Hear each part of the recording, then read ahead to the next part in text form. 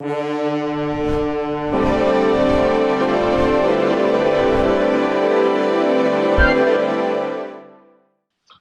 welcome back to the Peak Performance Podcast. I'm Shane Kelly, and I'm joined today by a very special guest, Coach Ernie Brooks. Coach Brooks Ooh. is a high school track and field coach at Crook County High School in Oregon, two-time state champion and NFHS National Coach of the Year. Thank you again for taking the time to meet with me. How you doing this morning? Doing great, man. Thank you for having me on this, and hopefully we can get some stuff out of it. Appreciate the honor of doing it. Should be a lot of fun. I Yeah. I'm just interested in high school coaching as a whole, kind of what led these top coaches, including yourself, to these positions. So, what made you really want to get into coaching? Oh my gosh, man. Starting out with a gangbuster right there. It's I at think the my. center of everything you do. Oh, I know. Uh, and when you say top level coaches, you know, I don't necessarily put myself in that category because I have a great. I got to start. I have a great group of coaches with me, and I think with any group of coaches, I'm sure it'll come up, but you surround yourself with great coaches and it makes your team so much better. But I think that's, I'm at the top of the food chain um, of our program. And so I always try to deflect it down and know that my assistant coaches are, a key part. They're head coaches of their position. But the why, the why is the kids. I feel uh, like um, my mission field is the classroom and the sporting events. That's where I connect with kids, and um, I want to get kids to see their best. And I think that's every coach out there. But I really take it as my mission field. I mean, we have missionaries that go out of the United States and go to foreign lands and stuff. But our biggest mission field is right in front of us, wherever we're at. And I think that's the key of the why. Um, I didn't know I was going to get into coaching until my sophomore or my junior year in college. I had to declare a major. I played football at Eastern Oregon University, and I'm one of those guys. And like junior year, they're like, you got to declare, and I'm like, I love playing sports. I love um, being around kids and coaching and where can I coach is at the high school level or at youth in middle school, high school, and so my junior year, I declared, and then I became a PE teacher, PE health with a art minor, which no one knows about. Um, I can rattle can the best of anything out there, but I can't put a cup on a clay wheel or paint a straight line too often. And so, but I think that's the biggest why is just growing up, I had coaches that leaned into my life and they leaned in. I think every kid that grows up, goes a little deeper without a dad at home, like that coach becomes your dad. And I had quite a few dads that leaned in my life and moms. I had a lot of moms, and my high school coaches were awesome. My middle school coaches, pushed me along, and but to sort of give back to them because Coach Wilcox was my high school coach, and Willie was awesome, and he was stern and broke a lot of clipboards and showed us like how we should play with passion, and Mr. Yolden was the soft heart of our track coach, and how to be compassionate with people. And so it's key. I think it's key having all those things. But the why is, I think people leaned into my life, and and where they leaned into my life. I want to be able to give back and be able to do the same because there's a lot of kids out there. I mean, wherever you go, you see it. You can see it in college, you can see it in high school, and it's just a lot of kids that need just a hand. Could be a stern hand, could be a fuzzy glove hand that helps them get along, or like there's they just need a little something. Need a sometimes I'm been called a cheerleader. I'm their cheerleader, but I'm also we're also the judge, jury, and executioner, and all wrapped up in one. It's like a 24-hour 7-Eleven. You get a little everything, and so I think that's my biggest reason. I mean, this like the mission field of kids out there is in front of us, and I think too many people, coaches, might go about the wins. Gosh, this is my 25th year teaching, 22nd year coaching track, and 27th year coaching football. And I think too many people go for the records. And, what we did in 2024 was amazing. But it wasn't overnight, gosh, that was almost 20 years to get to that point, and you got to play the long game. You got to know that it's not just immediate. Like we were talking about college sports, you get about 2 years, and if you're not performing there, you're going to ship to the next school. It's like, this is my spot, we're making this work, and up and downs and stuff like that. And so I think that's my why, I don't, in a nutshell, you know, of it. And so, I yeah. love the fact you brought up that a lot of coaches are chasing a record. They Yeah. want the titles, they want the wins. Hmm. That's a lot of the reason why I'm doing this project is to share information with as many coaches as possible that you can want to win. Every coach does. Oh yeah. But if that is your only reason for coaching, you're going to fall short. Yeah. I think It's that's, yeah. it's building that culture, building that community, building that relationship with your athletes, showing them that they should trust you because you care about their best interest and Hmm. you care about all these things. And in turn, that leads to the championships and the results. Maybe not Absolutely. every year, but No. it's a two-way street there. And that's Hmm. kind of what I'm hoping to pull out of these conversations. So Yeah. perfect. Yeah. I think you nailed it. Like, you know, like it took, gosh, we didn't win our first dual meet in track until it was like 6, 7 years into it. And we just played the long game of, you know what, we're aiming for districts, and we didn't win a districts until, like 10 or 11 years. But we weren't ready for it. We didn't have the depth. We didn't have the kids. We didn't have the talent. We didn't have, but we had great, the buzzword and, culture in our team, but we had great chemistry in our team.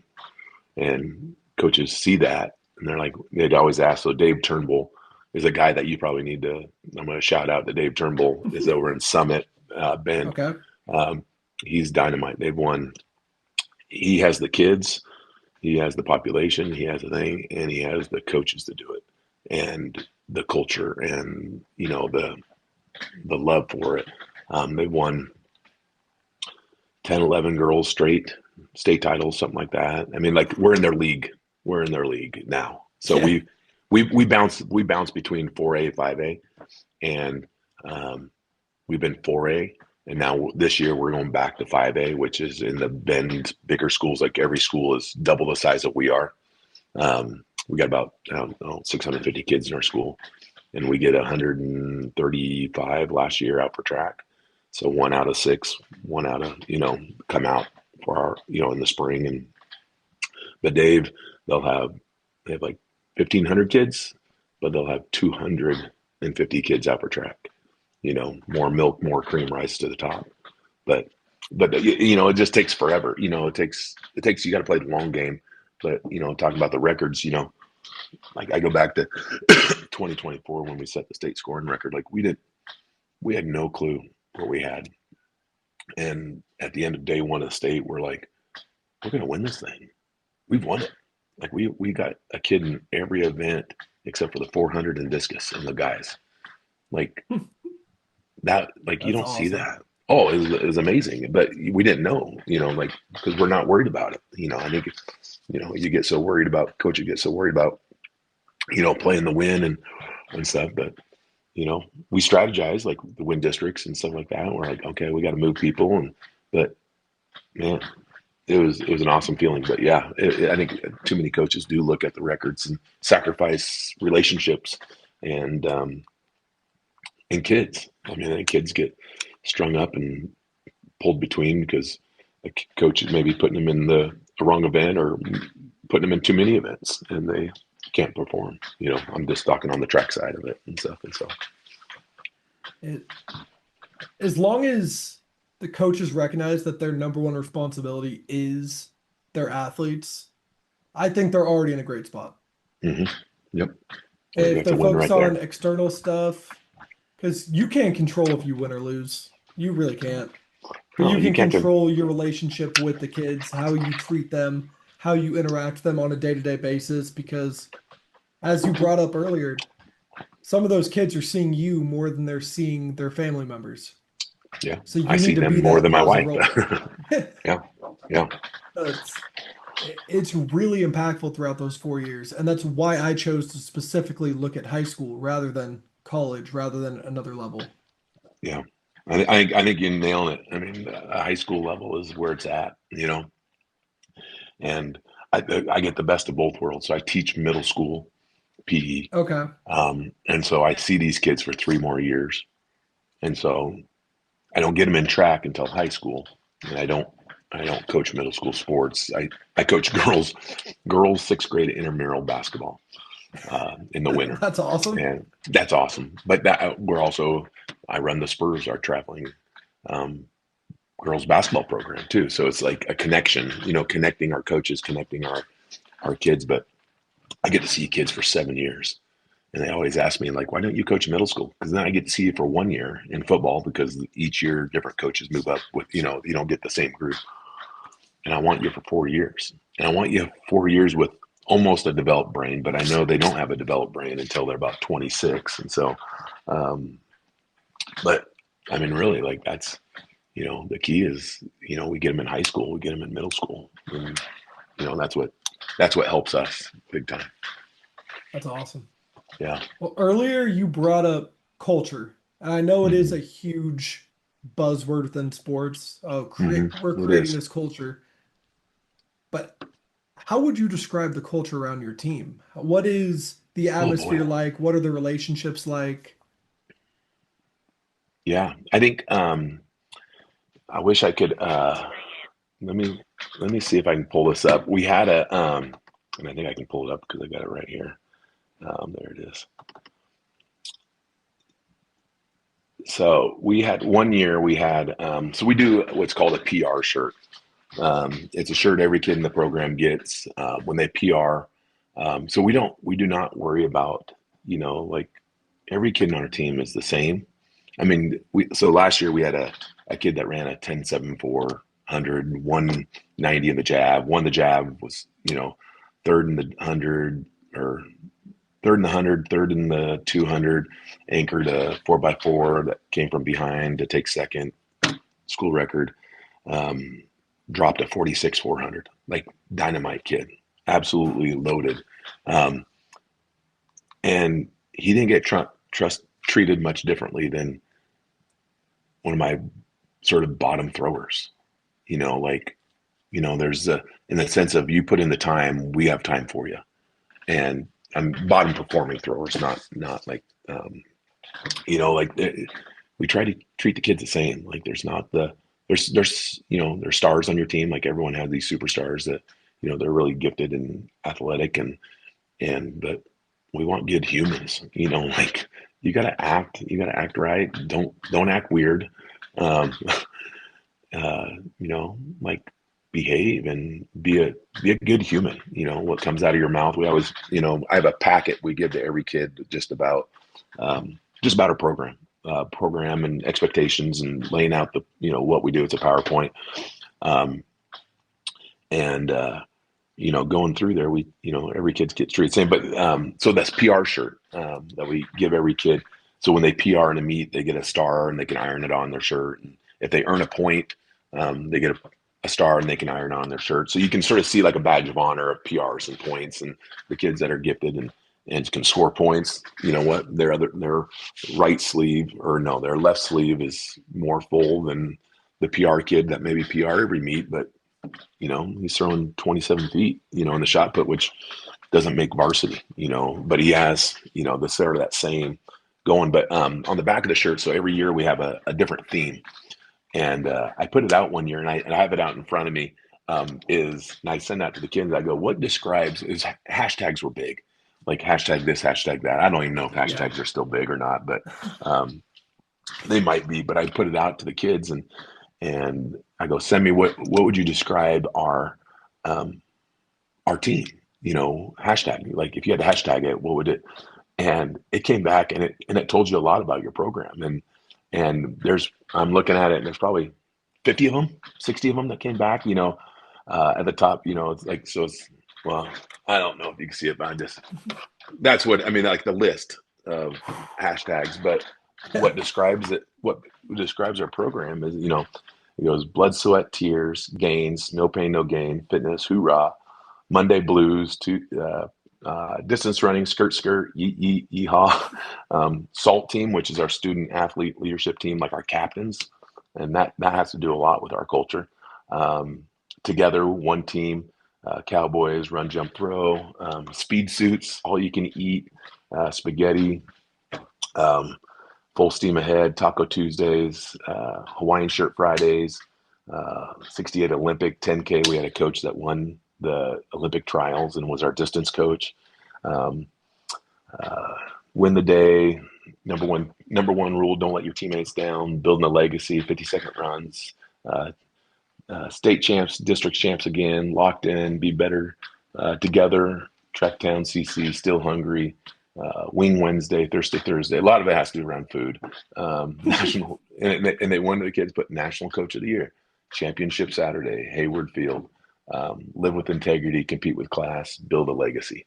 Like these are the kids, like they see what we're pushing and they grab a hold of it. And there's more in there, but that's just an idea of it. But um, what describes our team is, I think what describes our team is um, peanut butter jellies, chocolate milk, and Hawaiian shirts. I mean, like it really boils down to um, like three, four hard things, but uh, we say peanut butter and jellies. So every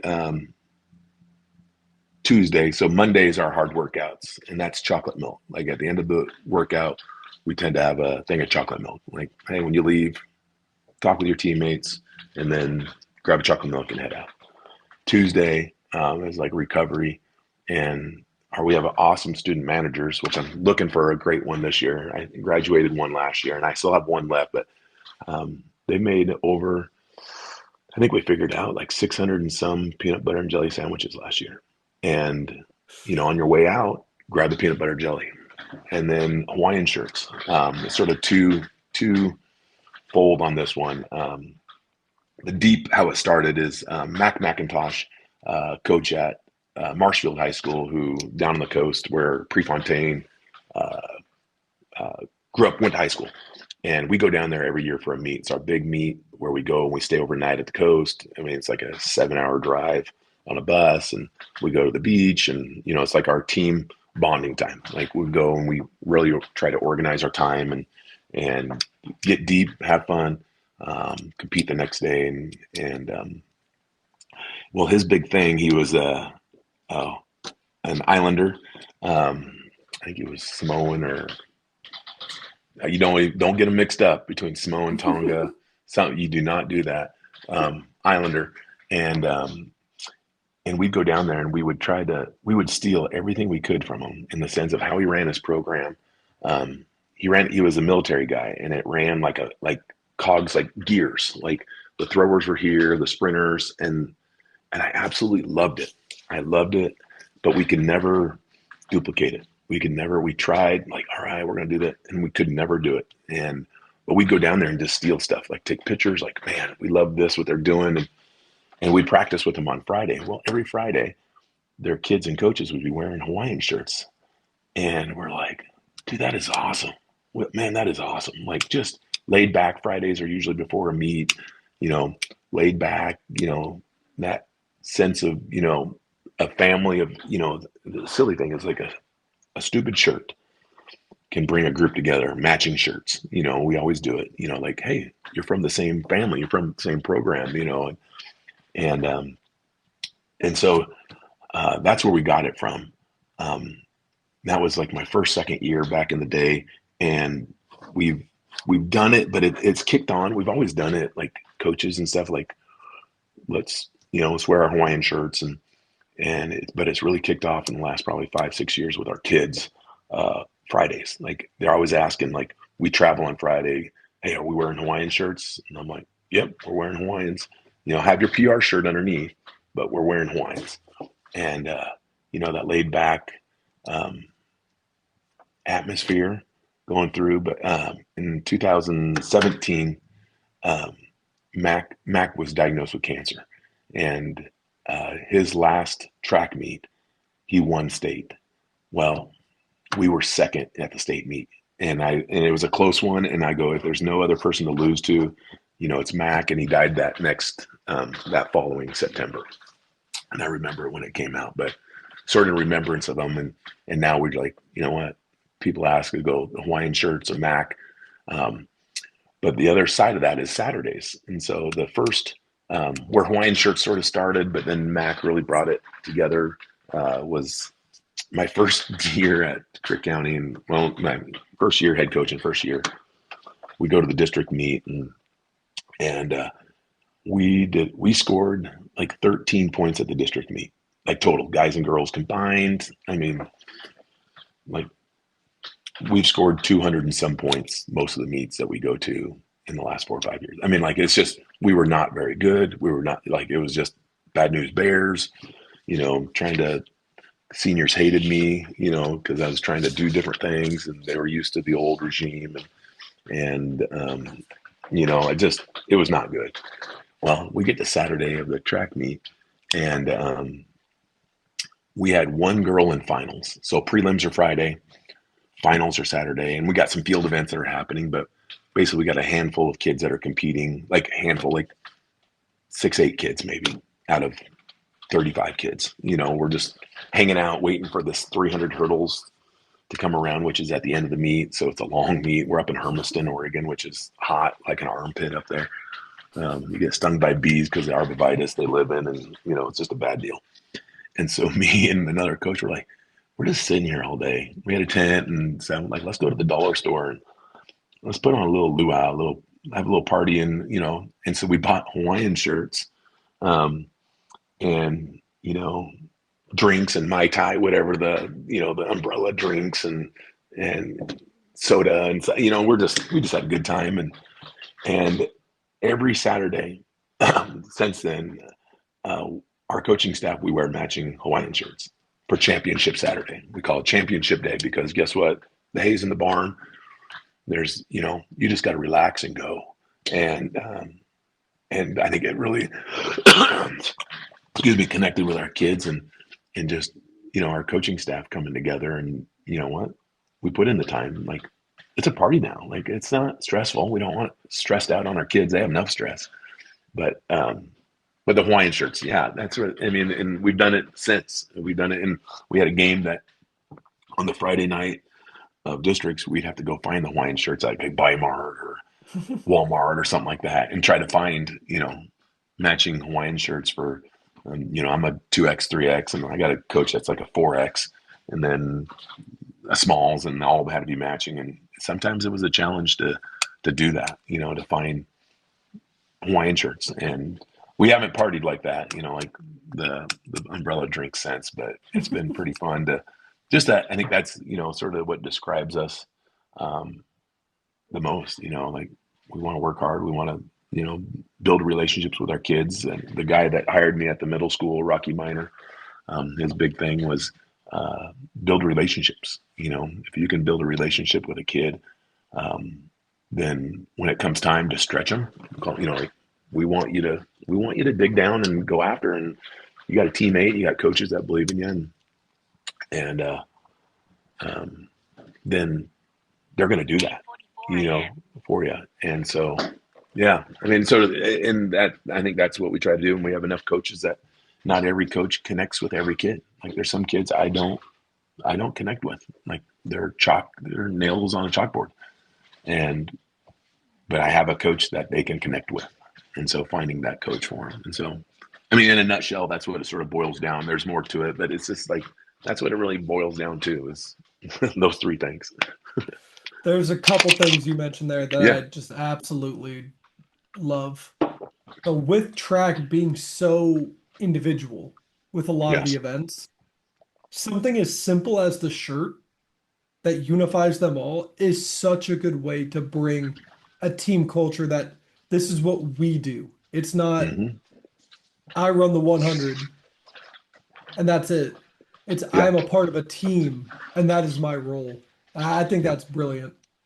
yeah. And we Regarding like the at the PR shirts, sorry. yeah we oh I was gonna say like we stress like you stay until the end of the meet. I mean most of these meets a dual meet's going to be 4 hours. Well, if you run the 100 and you're like I'm out, my parents are here. We're like no, you need to stay until the end. We do a back 40, which is like at the start of the 100 for the 4x4, and it gets we line the people up and they get loud as the 4x4s come through. But it's that it's an individual sport with a team score at the end. And Mhm. that's um, um, and I think that's the key. Is that me talking or are you talking? I think that's Oh my! you. Oh, I think my phone is hearing me talk and it's asking me what time it is or something. I don't know what it was. So I'm like, someone's talking to me. My wife's not talking to me, so um, and so uh, yeah. So I think that's the key. Is keeping them together. Like we do team dinners. My wife um, and moms. They cook for 135 kids, and it's wild. And we pack them up, and we have like a team room that's like upstairs in our stadium, and it gets tight. Like it's tight. Like every seat, every bench. Like it's family style. And but we want to, like every program, like we're involved in, from football to basketball to wherever, you want that feeling of family. Yeah, And family stands for, I always say it is, forget about me, I love you. FAMILY. Forget about me. And so you're giving I yourself like that. to the yeah. I steal. Hey, I like I said, I'm a thief. I steal everything. Nothing. Um, there's not a lot original. Like I just, like you pull it in, you try to make it your, you mold it, and I think every coach does it, where like they like this is what they want to, their backbone, like. But you know, there's other coaches that are smarter than me that have done it, and I don't know where I stole that from, but it just really exemplifies the fact that you got to give yourself. Like you can't be self-centered. You can't be about me, me, me, me, me. There's points you got to take care of me. You got to take care of yourself. And we had a coach, and he goes, "There's no, there's no me. There's a me in team, but there's a big old I in win. And you got to take care of both. You got to take care of yourself, and the win will take care of at the end. And so, I think that's the key. Is just how do you build that family? Is Yeah, key to the culture. and I think you nailed it earlier when you said it's just something that takes time. Because you can't walk in and change a culture overnight. This is the way we do things, and No, have everyone no. buy in. There's a lot of time that's required to receive that buy-in from the athletes, create those relationships, and move forward with how the program will be run. I do Hmm. love the PR shirts. Yeah. I that my high school that I went to, very accomplished in track. They won like 13 straight district titles. Oh wow. Um, had some state. I don't think the school ever won a state championship, but had some individual state champions. Hmm. My brother was a part of it, but I think they would have all benefited from the PR shirts because there was those individuals that you talked about, the stars that, oh, Yeah. did you see what he ran in the 400? Oh, he just broke 100 time. A girls 4x4 relay.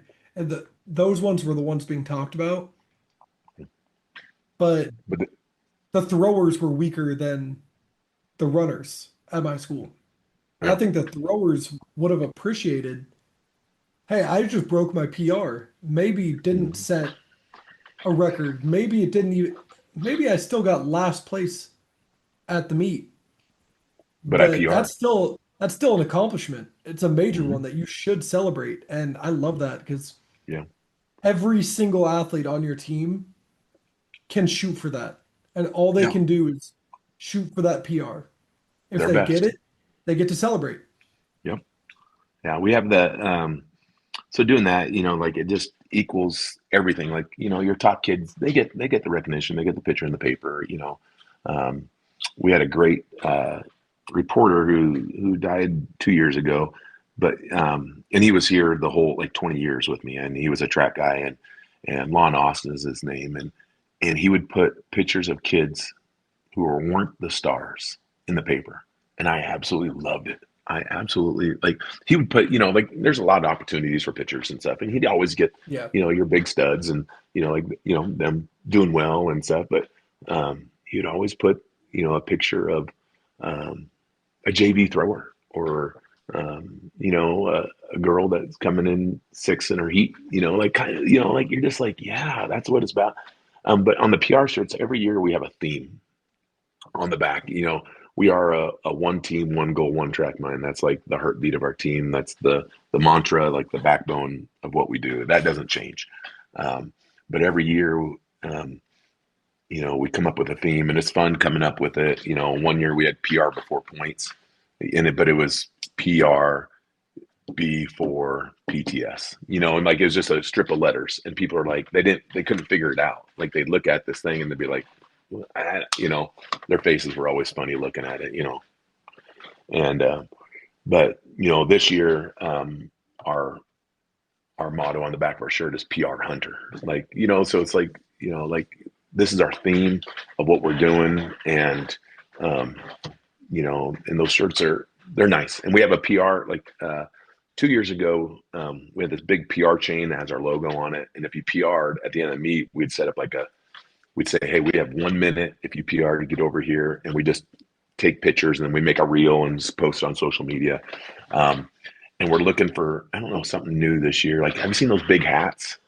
Those big, Yeah. they're like, I don't know, they're called noggins or something like that.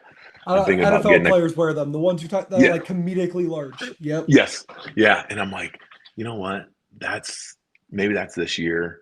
They're like $130 or something like that. And I'm like, I need a couple of them. Like if you PR, you wear the hat, get your picture. Like, I mean, just stuff like that. Like it's just, I hate to say it's a gimmick in a sense, but it's also for that kid and getting his picture and then being put on, our Facebook or our Instagram page or something like that. Um, it's like a badge of honor a little bit, kind of thing. And so it's like those all sort of play in rewarding those kids that normally don't see, the varsity limelight. Your varsity kids get to go to some different meets. They get to stay in hotels at times. We don't, like our JV kids don't ever go on overnight trips because their meets are on Wednesday. And so you try to give something to those younger kids, to not live for, but to strive for. Like, hey, I want to move up. I want to go on these trips. I hear how fun they are. I hear how, like Coach Brooks buys everyone dinner, and it's all you can eat, like, yeah, like why not go into it? And so and there's one meet we go every year where we just take our JVs, but it's not overnight. It's just but we go to a varsity invite, like a lower class um, classification invite. I mean, we get smoked down, but our kids compete and they get to see like, hey, you get varsity points towards your letter. Like we do lettering a little bit different. Um, you got to, if you want to talk more about how we letter, but just a kid that on JV has an outside shot to letter varsity and not ever be varsity. Like they got to run varsity spots. They got to score in a meet. That's the biggest thing. They got to score somewhere in a meet and go into those lower meets. Sometimes those kids get enough points that they do letter, and it's pretty impressive for a kid. He's now a junior distance runner, gangly, just not very coordinated kind of kid, and he works his tail off. He's a kid that you want, not athletically, not like gifted to run fast, but he works his tail off and he outworks kids. And he lettered last year, but he wasn't on our varsity district team. That's the key. Like if you make the varsity, the district team, you'll letter. And he didn't make it. He was like number 6, but he had enough points to letter varsity. And so it was pretty cool to see a kid like that. And he was jazzed. Like I'm going to see him this afternoon. We're cleaning up at the stadium, and I go, hey, I need any kids want to come down and help out, and he's always one of them. He's just bought into the program, and it's awesome to see. His name, Ethan Pichelle, dynamite kid. Just he's a late mature. Like his senior year will be his best, if not the year after high school. Like you have those kids that just mature late, and you see it. And so, yeah. Well, and the number one thing he can do is just keep working Yep. because, especially with distance running, You work get better is in age. pretty much number one. Like, Yeah. You have to. You have to love it, learn it, like if you throwing in the weight. don't Yeah. outwork everybody else, you're gonna lose. But the Oh, ones that gosh. do want to put in that work might not win this year, might not win next year, might not win the year after, but eventually they will. Yeah. And it might be, and it might be after high school. Kids that, Yeah. um, we had a kid go to Eastern Oregon University, and he was an outside kid, not very, like, um, sort of a thrower, 200 runner, um, like our number two, number three kid kind of thing. And he ended up sprouting like 4 more inches and becoming a decathlete and was on their team and made the conference meet for Eastern Oregon University. Go Mounties, that's where I'm from. So, and, um, and it was awesome to see that because he was such, just boys mature late, girls you tend to know right off the get go, like where you're getting your, with girls, but that's not true either. My own daughter during COVID grew like 4.5 inches, 5 inches. She was an 800 runner, then she became a discus thrower. And her senior year, she won state in the discus, and I got to put the medal on her. And That's I'm the awesome. yeah, that that's one of my pride moments, of just um, I get a little choked up thinking about it. It's just awesome, just that you build that relationship and you get to put it on and stuff like that. And so, but for the most part, girls don't mature, or they're already matured coming in, by their sophomore year, junior year kind of thing. But guys, man, some of them don't figure it out until they're 24. So, I had a buddy I played volleyball with in high school, and he could he could fly. He 35, 40-inch vertical, but he was oh boy, 5'9" in high school. yeah. And he, to this day, is frustrated to the fact his freshman year of college, he grew from 5'9" to 6'1". And Did he he's like, did he go out for he's like, could volleyball? no, he was done playing. Oh, He's like, oh gosh, he was great at 5'9". He's like, could you imagine how great I would have been if I at grew 6'1". 1 year earlier? I grew an inch after high school. I'm 6'3" and then went to 6'4", and I mean an inch, but you're just like, man, yeah, Makes I a didn't shave. difference. Oh, I didn't shave until the end of college. I mean, like, this is about the most hair I have. Like I just late mature, and I understand that some kids will be there. Well, what advice would you give for an inexperienced coach that may be listening to help them improve their own program, improve their own team culture in order to find success at whatever level that they're coaching? Whatever level. Um, I think that one of the biggest things is surround yourself with people you trust. Like, if you're you know, say you're taking over a middle school track program and you're coming in, is finding people you trust. Like, I mean, I think that's the biggest thing is you trust your coaches around you. Is huge, but then I think is learning as much as you can about your kids and plugging in where they're at. Um, going to plays. We had it scheduled. Some of our track kids were in a play this weekend, and we were talking about it, me and my wife, and we just never made it there. But it's like one of those things, like showing up at middle school wrestling districts, and just saying hi to kids and being genuinely involved in them, but learning as much as you can about the sport. I think making knowledgeable, um, digging in, but I think whatever you do, you got to be flexible and be able to change. You know, I don't think you change, your backbone of holding kids accountable and making them better humans, but I think you got to be able to sort of you wiggle through what works one year won't may not work the next year, and that flexibility. Sometimes you get stuck in a rut and where you do the same. And I've been, I've experienced all of it in the sense of doing it. I felt like I did it right, but I didn't do it right, the next year. And kids that come back, um, so the majority of my coaches are alumni that I've coached that have come back to us to coach and want to give back. And it's awesome to see that. So like when you surround yourself people you trust, sound people that like, hey, this is past, oh my gosh, past 300 hurdle runner, coming back to give, and she now teaches at the high school. Or our distance runner was a distance kid that ran in college and came back, and now we're getting them back. But I think getting those people you trust more than anything, being able to wiggle, as you're going. Oh, I was saying when kids came back and they're like, man, you were so tough on us, you know, when I came through, and I'm like, yeah, that was a different, that was a different Brooks, you know, at times.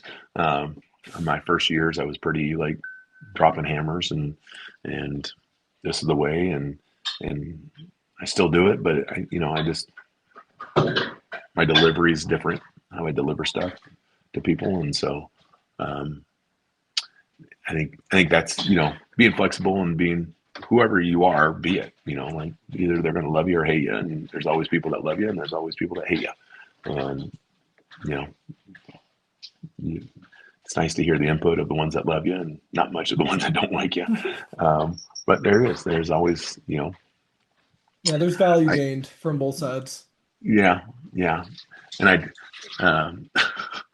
don't know what to tell you. I don't know. I have a thing called the rule two. Um, Okay. there's sometimes when, um, something comes up and is it worth your energy? No, I'm pretty good about just like, moving on. It doesn't bite me.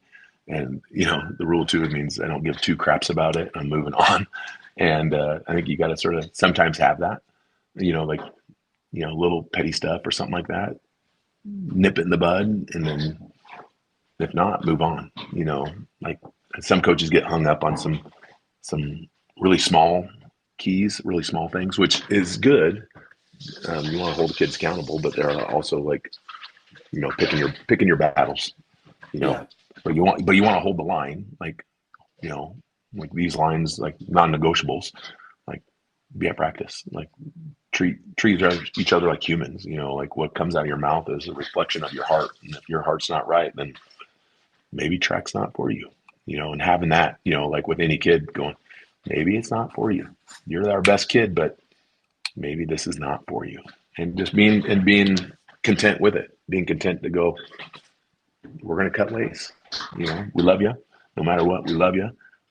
You're welcome in our program, but how you're acting, then you got to figure it out. And we're here to help you, but you got to have that. I think a lot of times you bend over backwards for kids, and especially star athletes, like they can get away with a lot, or not showing up, not working hard. And I think you got to get to a point where you're like, we can live without you. And it's okay. Like, hey, you're going to hurt the team. We had the 2024 team, we had an instance of sort of that where I had a group of, a position group where they were not nice humans. And they were my guys. They were throwers and they were my guys, and working through it. And I knew that like one-on-one, these kids are awesome. If we can keep them alive till they're 24, they're going to be great dads. Humans are really like, I mean, like that 24-year-old is like, I don't know if there's a stat on it, but I'm making up a stat. Like if you can keep a boy alive until then, um, they're going to be good. Like you can keep them on there, keep them going forward. And I struggled with these boys all year, and they're my guys. They're mine, and some good talks, some lot of just chewing butt. You know, like there's times where I just chew their butts and for dumb stuff. Just nothing totally big. Like you're like, no, that's a rule. You're done cutting your way. Um, and it got towards the end that right at the end of the season, and they tore up the back of a bus, just like broke off a handle and stuff. And I said, guys, and two of them were going to state. And I go, your team needs you. and I need the money for the replacement in my hand. I need letters of apologies to the bus company, and you're not riding the bus over. Like like you're not going over the night before. Like like, but your team needs you. Like, and after that, it's sort of like it was just that point of like holding the standard, but it's also you know sacrificing the team to it. It was that it probably one of my hardest coaching moments. Like, do I cut loose or do I let this team that worked so hard? And it was just um, yeah, it was a tough time to figure it out. And um, they towed the line and owned it, and they were seniors, and we had a good talk after state meet. But it was one of those things that came through. But you know I don't know, like every year is a little different, but that year was tough. I mean, one of them bombed out in the discus, and it showed. The other one sort of did the par for the course, had a couple points in the mix, but the team saw that, and I think they really felt it. Coming in, like we really let down the team, and so finding those moments that you can connect with kids and learning moments, and I think that was one. I don't know if I'd go back again, and I'd just say we're done and they wouldn't go to state or something. I don't know. It's always one of those moments in my life. I'm like, I could have done it this way. And I think we'll find out if they make it to 24, how it worked out, but yeah, that was a ramble right there. Sorry. No, I appreciate it. Yeah. Yeah. It's those moments are they they don't happen often. No, they don't. And when they do, you feel like you have to do the perfect thing, which there isn't a perfect thing. It's understandable why you keep going back, keep thinking about it. Yeah. I'm trying to think back. I coach freshman soccer at a high school near here. Hmm. I'm trying to think back if I had any similar moments. Yeah. Uh, It was just not, a tough moment yeah, in the sense of you have a team that needs these guys, but they're on that fence, like, you know, I think the pressure, the what they took from it, from the other guys was pretty important. Like, yeah, people were asking, like, why didn't they walk? Why didn't they do the state send off? I'm like, you got to talk to them, and um, so yeah, it was, yeah.